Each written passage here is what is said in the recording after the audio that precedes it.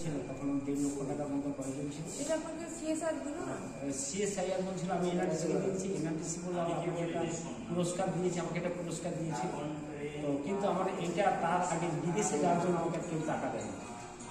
বিদেশে যাওয়ার জন্য একটা প্রোটোটাইপ ভারতের ভালো গবেষণাগারে সেটাকে প্রস্তুত করে বিদেশের মতো করে, সেই জন্য আমি খড়গপুর আইআইটিতে গেলাম।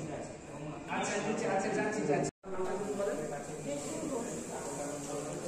আমাদের এখানে সবথেকে বড় ট্রেনিং সেন্টার আছে, সব ধরনের সেখানে আছে। আপনি যদি মনে করেন সেখানে গিয়ে কেমন লাগছে চায়ের টেস্ট? ভালো লাগছে। হ্যাঁ, চা খাচ্ছি।